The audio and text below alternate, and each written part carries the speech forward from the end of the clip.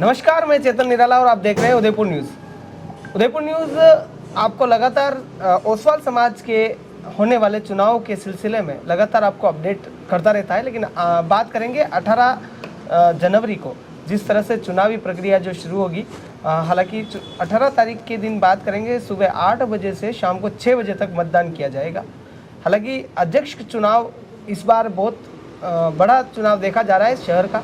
लेकिन बात करेंगे समाज के चुनाव के बारे में, तो भाई साहब से पहले भी अपडेट लिया था। संजय जी भंडारी मेरे साथ मौजूद हैं जो अध्यक्ष के प्रत्याशी हैं। भाई साहब, कैसे क्या है चुनाव का जो सिलसिला है, आखिर जो दरारें आई थी, कहीं ना कहीं बड़ी दरारें दिखी जा रही थी समाज के अंदर, अब क्या लग रहा है और कैसे क्या चल रहा है? सर्वप्रथम तो उदयपुर न्यूज का बहुत बहुत धन्यवाद, आभार कि आपने निरंतर ओसवाल सभा के चुनाव के प्रति अपनी रिपोर्ट भी दी, सबके वक्तव्य भी दिए और अपनी तरफ से बहुत अच्छी पहल रखी कि भाई समाज एक स्तर पर एक होकर आगे बढ़े। समाज में जो पिछले 2 साल का प्रकाश जी का कार्यकाल रहा, उस कार्यकाल ने समाज में 2 पार्टों में समाज को बांट दिया है।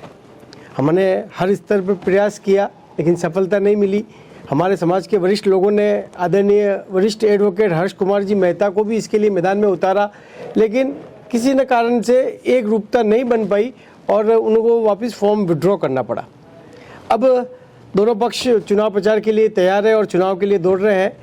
चुनाव की वोटर लिस्ट में बहुत सारी खामियां है, पहले भी कहा और अब भी कह रहे हैं बहुत सारी खामियां है, लेकिन हमारे अध्यक्ष जी जिस बात पर अड़ी गए कि इसी चीज़ पर हमें चुनाव कराना है, तो हम सब तैयार हैं। मजबूरी है, चुनाव तो करना ही पड़ेगा। और 18 तारीख को जो चुनाव हो रहा है उसके लिए हमारी टीमें बिल्कुल सुबह शाम दिन रात दौड़ रही है। अभी भी सब जने बैठकर लोगों से संपर्क करने का प्रयास कर रहे हैं, जनसंपर्क करके अधिक से अधिक लोगों को अधिकाधिक मतदान करने के लिए प्रेरित किया जा रहा है। बिल्कुल भाई साहब कह रहे हैं अधिक से अधिक मतदान करने का प्रेरित कर रहे हैं। लेकिन भाई साहब चुनाव की बात करेंगे उससे पहले जो केस जो चल रहा था आपका, यानी मुकदमा जो था वो खारिज हो चुका है, इस पे कैसे क्या थोड़ा सा बताइए। नहीं, केस खारिज नहीं हुआ। केस में वकील जज साहब ने ये कहा कि भाई कोर्ट में केस लगने से पूर्व चुनाव प्रक्रिया प्रारंभ हो चुकी जी, इसलिए इसकी अगली सुनवाई 22 तारीख को रखी गई है। चुनाव के बाद इसकी सुनवाई रखी है। उन्होंने कहा पूरी प्रक्रिया पे हमारी पूरी नज़र रहेगी और इसके बाद जो भी डिसीजन होगा उसके बाद जैसा भी आगे केस को आगे बढ़ाया जाएगा। चूँकि केस चुनाव प्रक्रिया 23 तारीख को प्रारंभ हो गई और वोटिंग लिस्ट हमारे हाथ में 7 तारीख को दी गई, इसलिए उससे पूर्व तो बिना वोटिंग लिस्ट दिए कि हम तो कुछ कार्रवाई कर नहीं सकते थे।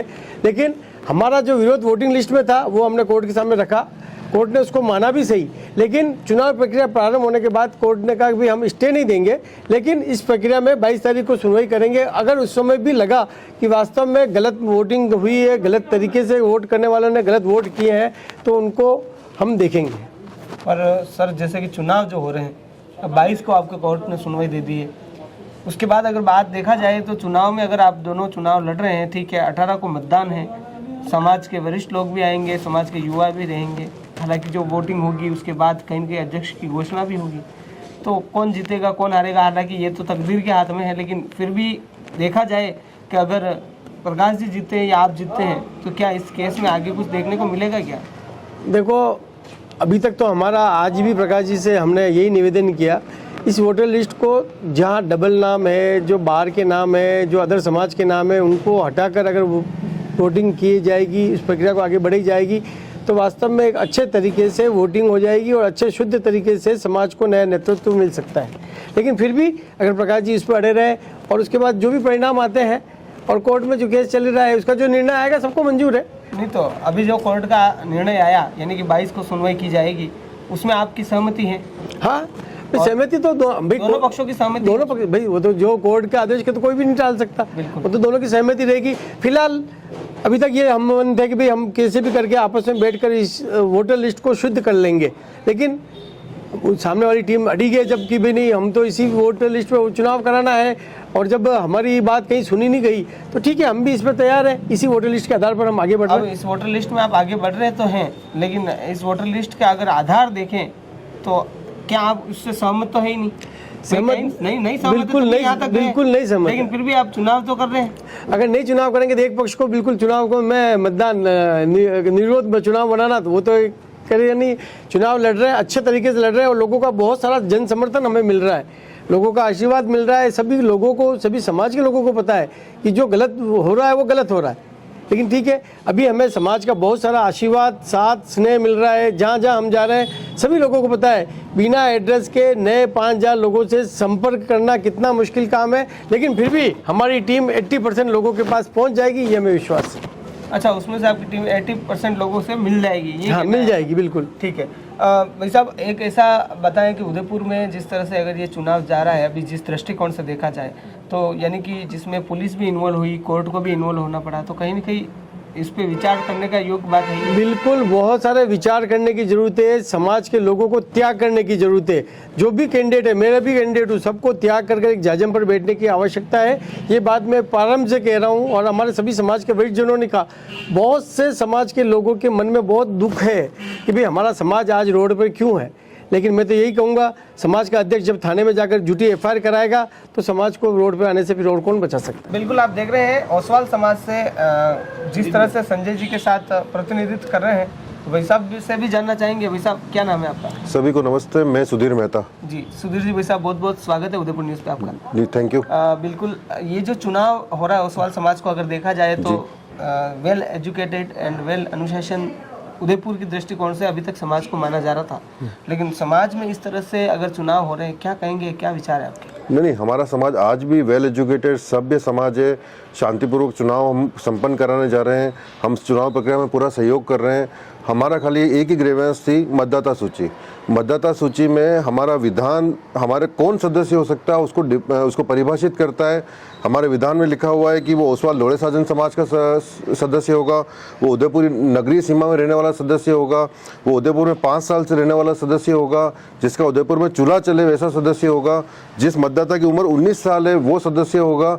उसके अलावा भी हमारा विधान बहुत अच्छी तरह से परिभाषित है कौन कौन सदस्य हो सकता है। समस्या ये है कि मतदाता सूची में उदयपुर, हमारे लोढ़े साजन समाज के बाहर के सदस्यों को जोड़ लिया गया है। हमारे उदयपुर में जिसका कोई मकान ही नहीं है, जिसका कोई निवास ही नहीं, जिसका कोई चूल्हा चौका उदयपुर में नहीं चलता है, ऐसे कई सदस्यों को जोड़ लिया गया है। ऐसे कई नाबालिग माइनर बच्चे हैं जो कि मतलब कोई 3 साल का है, कोई 13 महीने का है, कोई 5 साल का है, 15 साल का है, वैसे बच्चों को इस मतदाता सूची में शामिल कर लिया गया है। जब 7 तारीख को पहली बार फाइनल मतदाता सूची निकली, हमने उसमें देखा तो हम मतलब उसके पहले भी हमने कई नामों पे आपत्तियां दी थी, उन आपत्तियों को भी निस्तारण किए बिना वो मतदाता सूची जारी की गई। इसीलिए उस मतदाता सूची पे हमारी आपत्ति है, वो शुद्ध हो जावे, चुनाव हो जावे, हमको कोई समस्या नहीं है। बिल्कुल भाई साहब, शुद्ध हो जाए और चुनाव हो जाए, सबका यही प्रयत्न है, लेकिन एक जाजम पे बैठना चाहिए इनके समाज को। लेकिन क्या प्रकाश जी कोठारी जो पूर्व अध्यक्ष हैं, उनकी कार्यशैली पे क्या कहना चाहेंगे आप? क्या किस तरह की कार्यशैली रही? नहीं, उनकी कार्यशैली तभी आज समाज इस स्थिति में आया है। अगर प्रकाश जी कोठारी समाजजनों की बात मान लेते तो ये स्थिति क्यों आती? समाज के कई वरिष्ठों ने कोशिश करी, समाज के वरिष्ठों ने हर्ष मेहता जी को उम्मीदवार बनाने के लिए इसीलिए उन्होंने कोशिश करी कि भाई दोनों जने समझ के एक जाजम पे बैठ जाए। संजय भंडारी साहब उस पर सहमति देके हम तैयार हो गए, लेकिन प्रकाश जी तैयार नहीं हुए, तभी ये समस्या हुई है। 2 साल में क्या हो रहा है? बिल्कुल, संजय जी तो आपके साथ ही हैं, बिल्कुल प्रकाश जी के लिए आपने बताया है, लेकिन क्या अब चुनाव जो है, इस चुनाव को देखा जाए तो पिछले जो कुछ चुनाव हुए होंगे आपके समाज के, उनकी तुलना में क्या कुछ है, थोड़ा सा वो लेके बताएं। नहीं, पिछले चुनाव और इस चुनाव की अगर तुलना देखी जाए तो सबसे बड़ा मतदाता सूची है। पिछले हर चुनाव में मतदाता सूची में नाम, एरिया, उम्र लिखी होती थी। इस मतदाता सूची में उसका कुछ भी मेंशन नहीं है, जिक्र नहीं है उसका। फिर अगर हम प्रकाश जी के पिछले 2 सालों के कार्यकाल की तुलना करें तो पिछले 2 सालों में ओसवाल सभा के धरातल के लिए, ओसवाल सभा के समाज के किसी भी वर्ग के लिए, किसी समाज के वंचित वर्ग के लिए, समाज के वंचित वर्ग के बच्चों की उच्च शिक्षा के लिए, उनके उत्थान के लिए अगर कोई काम किया हो तो प्रकाश जी वो बता देवे। भाई हम ये चाहते हैं कि समाज का उत्थान होवे, समाज के उत्थान के लिए जो सबसे जो बेस्ट हो सकता है वो हम भी करेंगे और उनको भी करना चाहिए था जो उन्होंने नहीं किया। अब कैसे देखते हैं आप इस चुनाव को? 18 को चुनाव है जी। अब आप क्या चाहते हो, मतलब वो भी आप बताएं समाज जनों से, आप क्या चाहते हो, क्या आपकी मांग है हालांकि कोर्ट ने तो जिस तरह से कहा है कि 22 तक सुनवाई होगी, अगली सुनवाई, तो जब तक तो आपको चुनाव ही हो जाएंगे, तो अब आपकी क्या कोई प्रतिक्रिया? नहीं, हम तो कोर्ट के आदेश का सम्मान करते हुए इस चुनाव में वापस से जुट गए हैं। जिन मतदाताओं के पास संजय जी नहीं पहुंच पाए या हमारी टीम नहीं पहुंच पाई है, उनसे विनम्र निवेदन है कि इसी हमारी अपील को हमारी विनती मानते हुए हमारे पक्ष में मत समर्थन से हमको अधिक से अधिक वोटों से विजयी बनाए, क्योंकि हमारे पास न तो पते उपलब्ध है, न मोबाइल नंबर उपलब्ध है। हमारी स्थिति है कि हम किसी भी मतदाता का नाम अगर उस लिस्ट में देखते हैं तो उसको हमको ढूंढना का ये नहीं पता है।